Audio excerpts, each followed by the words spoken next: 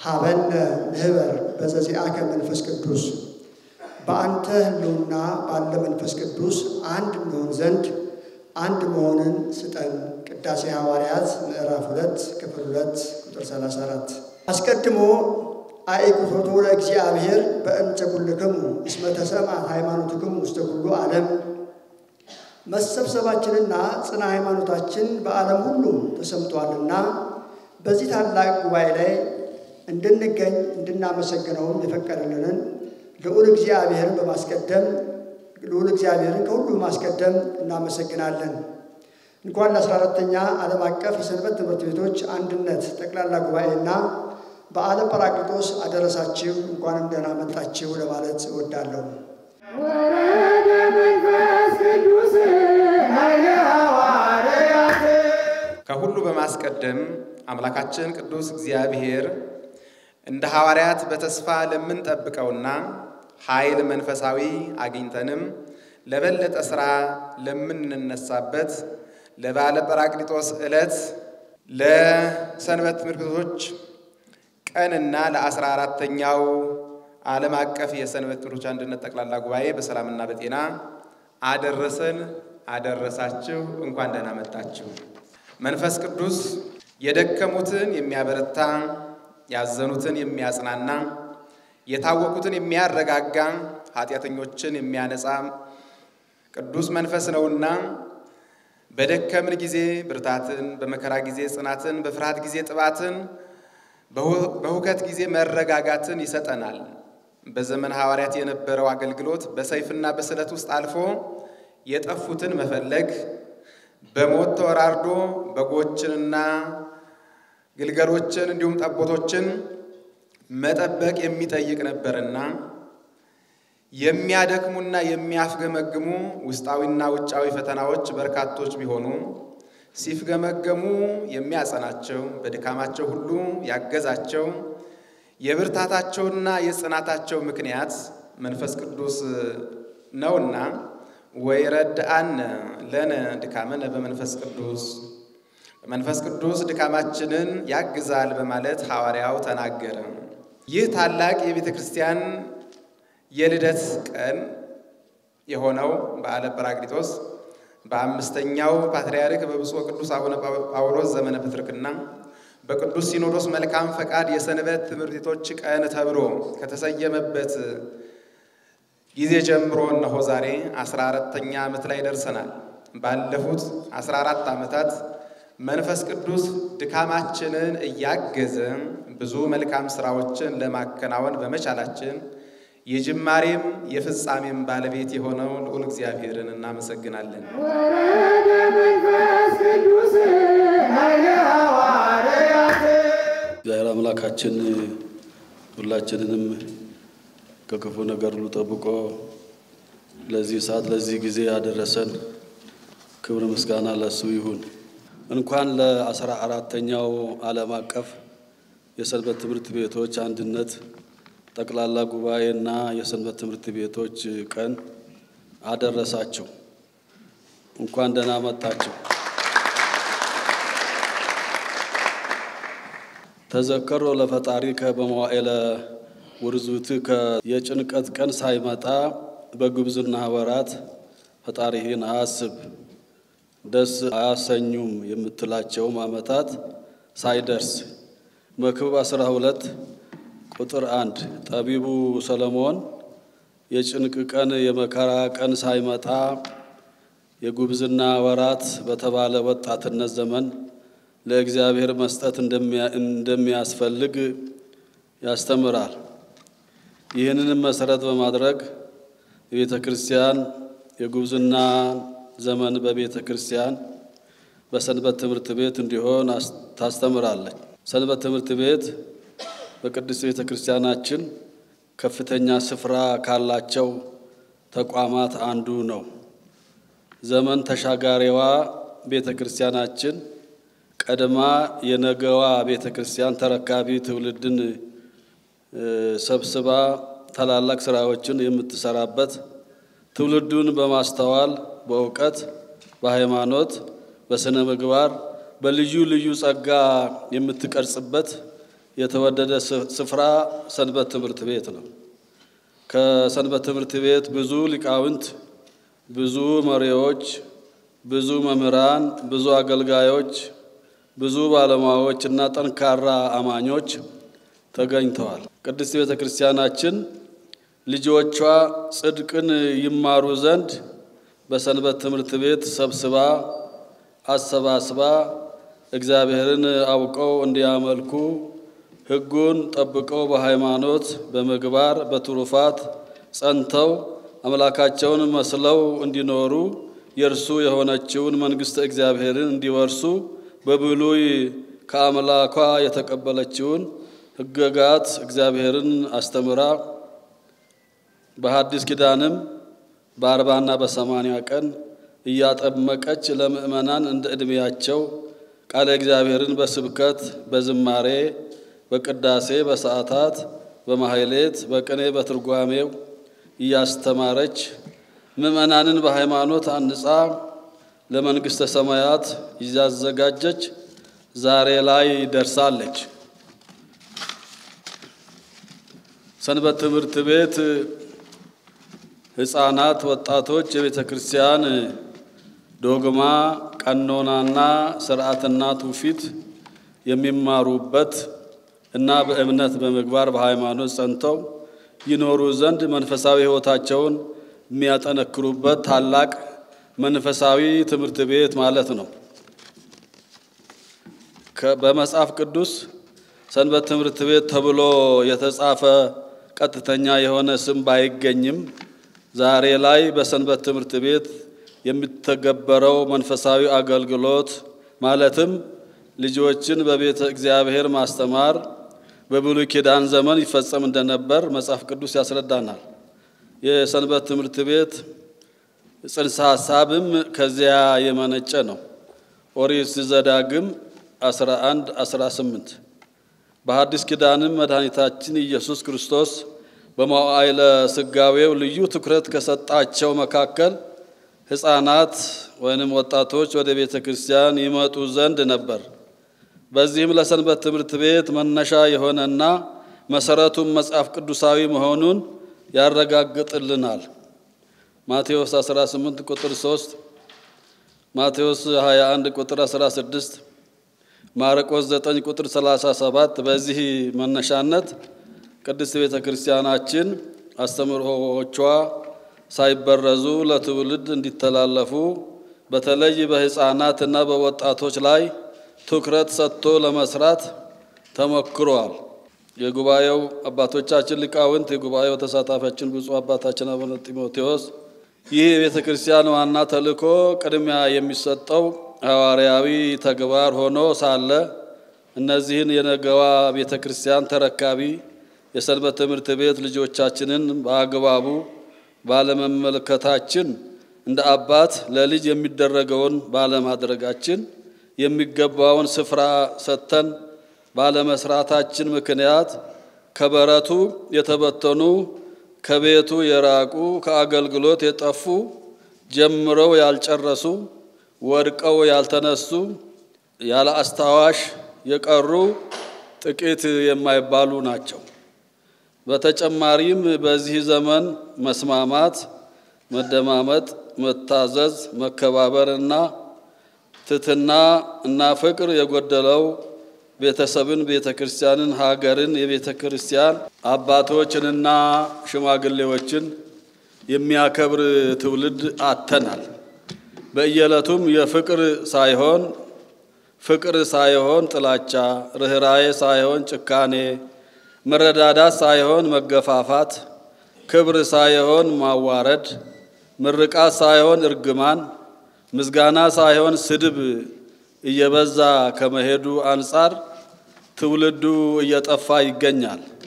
ስለዚህ ሰንበት ትምህርት ቤት ይህንና ተመሳሳይ ጉዳዮችን ለመቅረፍ ለቤተ ክርስቲያን ጥቅሙና አስፈላጊነቱ የጎላ በመሆኑ ከየትኛውም ስራችን አስቀድመን በዚህ ትውልድ ላይ በትኩረት አስፈላጊውን በጀት በመበጀት በገጠር በከተማ በሙሉ ኃይላችን ነፍሳችን ጭምር ሰጥተን መስራት ይጠበቅብናል።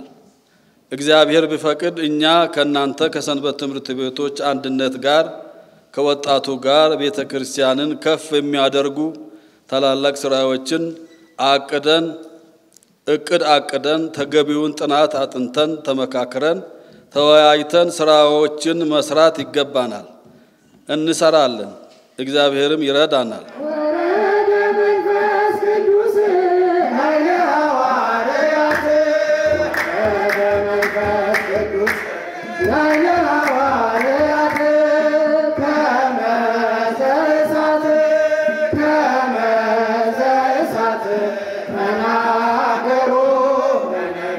የሰንበት ትምህርቶች አንድነት ከ2011 ዓመተ ምህረት ጀምሮ ያው ሲካሄድ የቆየ ነው። ዘንድሮ ራሱ የምናከብረው ጠቅላላ ጉባኤ 14ኛው ጠቅላላ ጉባኤ ነው። በብፁዕ ወቅዱስ አቡነ ጳውሎስ ዘመነ ፕትርክና በ2011 ዓመተ ምህረት በቅዱስ ሲኖዶስ በዓለ ጰራቅሊጦስ የሰንበት ትምህርት ቤቶች ቀን ሆኖ እንዲከበር ተወስኗል። እንግዲህ ከዚያ ጊዜ ጀምሮ የሰንበት ትምህርት ቤቶችን ቀን በዚህ በበዓለ ጰራቅሊጦስ እያከበርን ዓመታዊ የሰንበት ትምህርት ቤቶች አንድነት ጠቅላላ ጉባኤ ደግሞ እንደዚሁ በየዓመቱ እናካሄዳለን ማለት ነው። እንግዲህ የዘንድሮ 14ኛው ጠቅላላ ጉባኤ ነው። መሪ ቃሉም የመንፈስን ሰይፍ ያዙ እሱም ቃለ እግዚአብሔር ነው የሚል ነው። እንግዲህ በዋናነት በሰንበት ትምህርቶች ማደራጃ መምሪያ እንደዚሁም በሀገር አቀፍ ሰንበት ትምህርቶች አንድነት ለቃለ እግዚአብሔር በጣም ትኩረት ተሰጥቶ በተለየ መልኩ ይሰራበታል። ምክንያቱም አንድነቱም ሲቋቋም ሰንበት ትምህርት ቤቶች ወጥ በሆነ ተናባቢና ተመጋጋቢ በሆነ መልኩ ስራዎቻቸውን በጋራ እንዲሰሩ በስልታዊ እቅድ እንዲመሩ ወጥ በሆነ ስርዓተ ትምህርት ሁሉንም እንዲያስተምሩ ከላይ ጀምሮ እስከታች ባለው መዋቅር የሚሰጠው የሰንበት ትምህርቶች ትምህርት አንድ አይነትና ወጥ እንዲሆን ማስተማሪያ መጻሕፍቱም ደግሞ በሊቃውንት ጉባኤ በአግባቡ የተገመገሙ በስርዓተ ትምህርት ባለሙያዎች በሚገባ የተጠኑና ለሚማሩ ተማሪዎች እድሜ የግንዛቤ ደረጃ ሊመጥን በሚችል መልኩ የተዘጋጁ ናቸውና እንግዲህ የመንፈስን ሰይፍ ያዙ ሲባል የሰንበት ትምህርት ቤት አገልግሎት በዝማሬ ላይ ብቻ ያተኮረ ሳይሆን የትምህርት ማዕከል ሆኖ በሚገባ ቤተክርስቲያናቸውን ያወቁ የተረዱ የቤተክርስቲያን ዶግማዋን፣ ቀኖናዋን፣ ስርዓቷን፣ ተውፊቷን ጠንቅቀው የሚያውቁና ቤተክርስቲያንን የሚጠብቁ ቤተክርስቲያንም እንደዚሁ የነገዋን ቤተክርስቲያን የሚረከቡ እንዲሆኑ አንጾ የማሳደጉ ተልእኮ በዋናነት ለዚህ ለማደራጃ መምሪያ የተሰጠው ስለሆነ ጠቦቶችን የመጠበቅ እንደዚሁም ደግሞ ግልገሎችን የመጠበቅ ኃላፊነት የማሰማራት ኃላፊነት እየተሰጠው ይህንን ተልእኮ ይዞ የሚሰራ እንደመሆኑ መጠን ሰንበት ትምህርቶች ማደራጃ መምሪያ ለቃለ እግዚአብሔር ትኩረት በመስጠት በሰፊው እየተሰራ ይገኛል።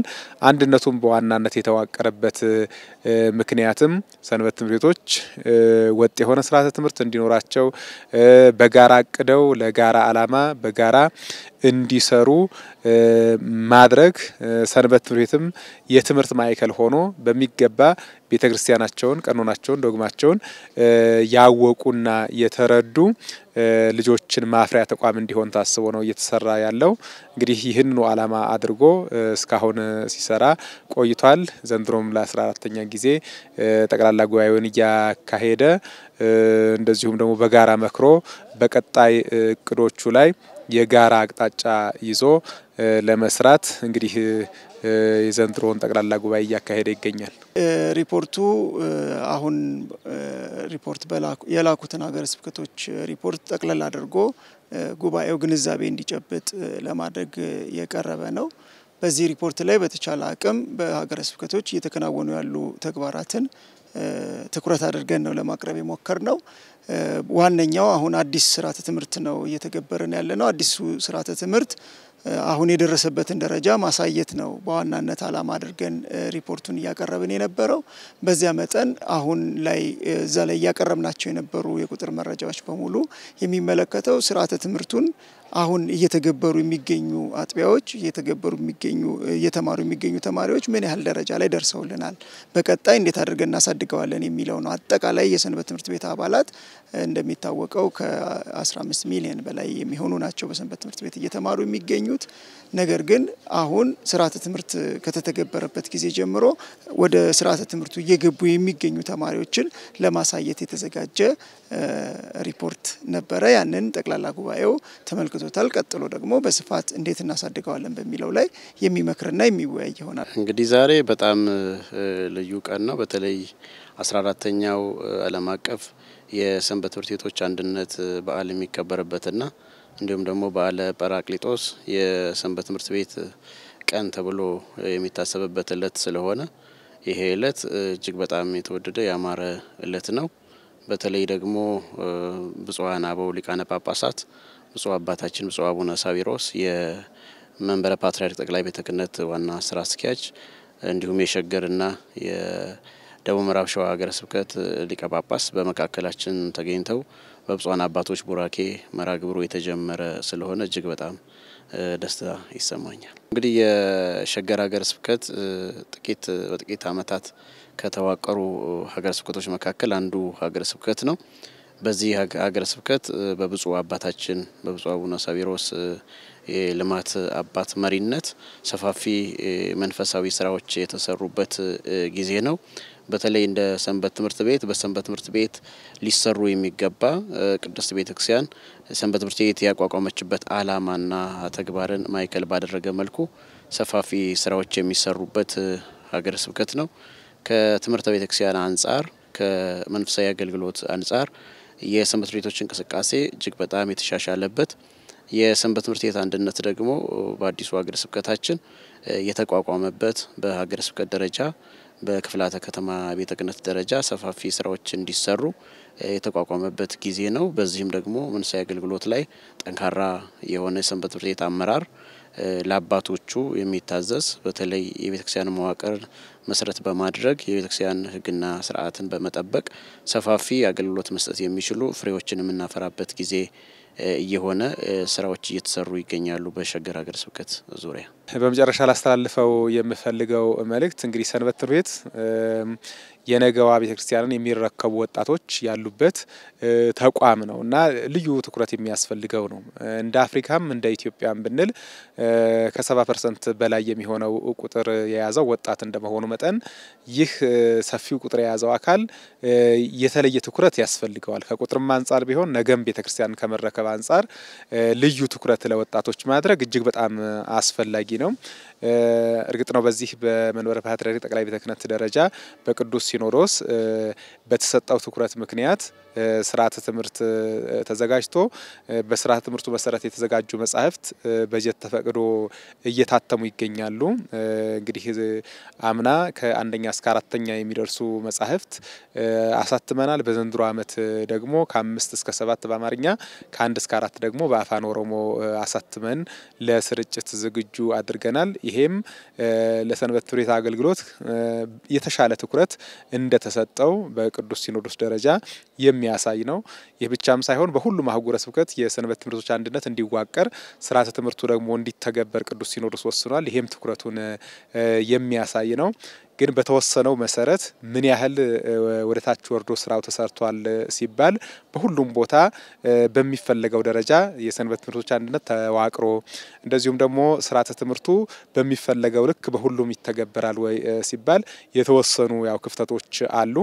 በእርግጥ በጣም የተሻለ ነው ያለው። ምክንያቱም በየአመቱ ስርዓተ ትምህርቱን እየተገበሩ ያሉ አህጉረ ስብከት ቁጥር እየጨመረ በወረዳም ደረጃ በአጥቢያም ደረጃ ያለው አፈጻጸም እየተሻለ እየመጣ እንደሆነ እያየን ነው።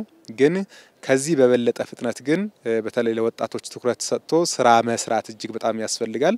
ወጣትን ባልያዙበት ሁኔታ ስለ ነገዋ ቤተክርስቲያን ማሰብ እጅግ ከባድ ነው የሚሆነውና ነገን የተሻለ ለማድረግ የነገዋን ቤተክርስቲያን የሚረከቡ የአባቶቻቸው ልጆች ማፍራት እንዲቻል ስርዓተ ትምህርቱ በተሟላ ሁኔታ በሀገር ውስጥም በውጭም አገር መተግበር አንድነት ባልተቋቋመባቸው ቦታዎች የሰንበት ትምህርቶች አንድነት በማዋቀር በጋራ እንዲሰሩ አንድ አይነት ዓላማ እንዲኖራቸው ለአንድ አይነት ግብ የሚሰሩ እንዲሆኑ ማድረግ በእጅጉ አስፈላጊ ነውና በየደረጃው ባለው መዋቅር ለወጣቶች እጅግ ትኩረት እንዲሰጥ በተለይ ባለድርሻ የሆኑን አካላት ለወጣቶች ትልቅ ትኩረት ሰጠን የሚጠበቅብንን ኃላፊነት ልንወጣ ይገባል ብዬ በልጅነት መንፈስ ነው ልናገር የምወደው። ስለዚህ ትኩረት ሰጥተን ብንሰራ የነገዋ ቤተክርስቲያን የተሻለች ማድረግ እንችላለንና ተስፋ እንዲኖረን ከፈለግን ወጣቶች ላይ ትኩረት አድርገን ልንሰራ ይገባል ብዬ እላለሁ። ይህ በመዋቅር ያለን ብቻም ሳይሆን ወላጆች በየደረጃው ያሉ የሚመለከታቸው አካላት ምእመናን በሙሉ ለወጣቶች የተለየ ትኩረት በመስጠት ለነገዋ ቤተክርስቲያን ተስፋ የሚሆኑ ህፃናትና ወጣቶችን ልናፈራ ይገባል ማለት እወዳለሁ። እንግዲህ በድጋሚ እንኳን ለ14ኛው የሰንበት ትምህርቶች ቀንና የሰንበት ትምህርቶች አንድነት ጠቅላላ ጉባኤ በሰላምና በጤና እግዚአብሔር አደረሰን አደረሳችሁ ማለት እወዳለሁ። መልካም በዓል ያድርግልን። እንግዲህ ሰንበት ትምህርት ቤት እንደሚታወቀው የነገዋን ቤተክርስቲያን ተረካቢ ትውልድ የምናፈራበት ተቋም ነው። ያ ከመሆኑ አንፃር የምንሰራቸው ስራዎች ትውልድን የማትረፍ ስራ መሆኑን ታሳቢ በማድረግ ሁሉም በትኩረት ሊሰራበት የሚገባ መሆኑን ማንሳት እንፈልጋለን። በተለይ ስርዓተ ትምህርቱን በተሟላ ደረጃ ለመተግበር ሰንበት ትምህርት ቤቶች በየሁሉም አካባቢ የሚገኙት ወደ ስርዓተ ትምህርቱ ተማሪዎቻቸው እንዲገቡ ማድረግ መጻሕፍቱን እስካሁን እስከ 7ኛ ክፍል ተዘጋጅቷል በአማርኛ ከ1ኛ እስከ 4ኛ ክፍል በኦሮምኛ ተተርጉሟል። ከ8ኛ ክፍል እስከ 12ኛ ላይ በቅድመ ዝግጅት ስራዎች ላይ ነው የምንገኘው።